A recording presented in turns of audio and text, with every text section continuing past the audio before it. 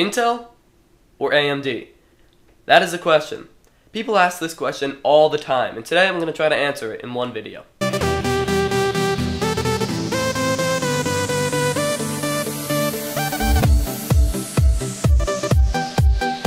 How's it going, guys? My name is Matt, and today I am going to go over the age-old debate over whether AMD or Intel is better for certain budget points. Your choice should always be specific to the games that you play. Some games are more CPU heavy, some games benefit from more cores, or some games completely depend on your GPU and your CPU barely matters. But I can't go over what games will benefit with each CPU in this video, so I'll just give a general winner for most tasks. Keep in mind also that these decisions will be extremely time sensitive. In 2 years, these CPUs will be irrelevant and you shouldn't even be watching this video.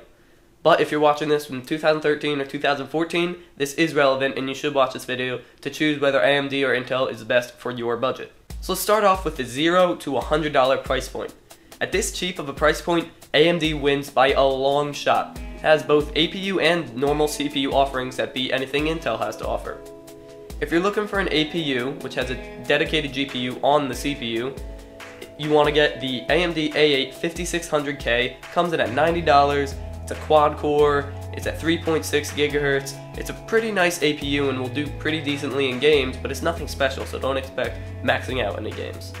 If you're looking for a standalone CPU and a cheap graphics card combo, for the CPU you're going to want to go with the AMD Athlon II X4 760K.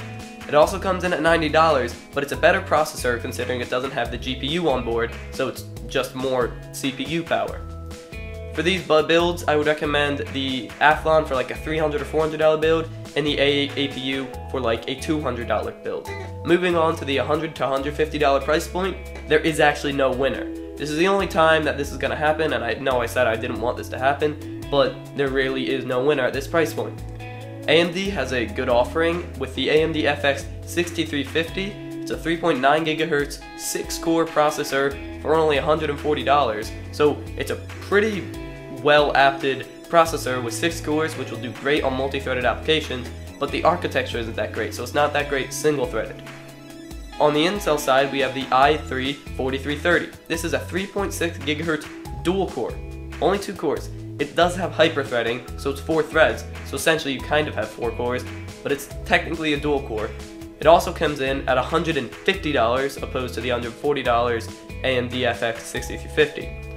But the i3 will definitely come ahead in single-threaded applications.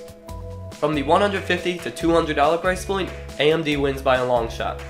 The FX 8350 is a really nice 8-core processor clocked at 4.0 GHz that will take care of any multi-threaded or single-threaded applications you have. It comes in at $175, and it is really good for the price. If you use multi-threaded applications like rendering videos or playing a multi-threaded game, then the 8350 will really shine. On single-threaded applications, it's not going to do amazingly, but is decent because it is part of the FX lineup, or the upgraded FX lineup, so it has a little bit improved architecture, but still nothing compared to that of Intel's. From $200 to $300, there's really no competition from AMD anymore. The Intel Core i5 4670K is a quad-core processor clocked at 3.8 GHz turbo speed, coming in at $240. Now, it's only 4 cores compared to the 8350's 8 cores, but the architecture is just so much better that those cores can do so much more per clock speed that the 4670K is really an impressive processor. If you want to game or render videos and you have a $200-ish price point for your CPU, I strongly recommend the i5 4670K. Past $200, AMD really thins out in their offerings, just a few especially overclocked 8350s. I'm still going to go over them to show you which Intel processors are the best for the price range. From $300 to $500, the Intel Core i7 4770K is best. Now, this is a 4-core processor, but it has hyper-threading, so 8 threads, 3.9 GHz turbo speed, and it comes in at $340. Keep in mind that the architecture that Intel uses in their new Haswell CPUs is so superior to AMD's that even though it's only 8 threads compared to the 8350's 8 cores, it still beats it by a long shot. So if you're looking for the top-of-the-line CPU, if you have a $300 budget for it in a gaming rig or video rendering rig, definitely look at the i7 4770K. From the $500 to $1,000 price point, Intel wins again.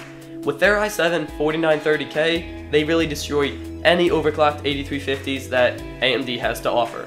It's a 6-core processor with hyperthreading, so 12 threads, comes in at $580, and has a 3.4 GHz base clock. That means you can also overclock it extremely if you have the right cooling. Now, this is part of Intel's new Ivy Bridge E lineup, which is basically upgraded to the LGA 2011 socket, so you have some extra features like more PCIe lanes. When your budget gets above $1,000, you have one option.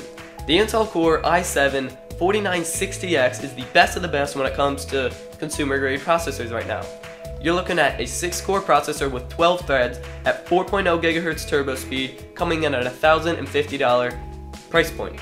Now you may be thinking, is this really better than the 4930K? For most people, no, it's not. It just benefits from a little more cash and, a higher clock speed. But if you have this type of money and you're looking for the absolute best of the best, the 4960X is the way to go. So what does all this mean? Basically, if you're on a budget, AMD is probably the way to go. And if you're willing to pay a premium for a little bit more quality, Intel is the way to go. Definitely look at the games you play though, because a lot of them differ, and if your tasks include video rendering, your choice could be different, so make sure you assess your CPU based on your own needs. Thank you guys so much for watching. If you enjoyed this video, please leave a like and subscribe to see more, and as always, have a good one.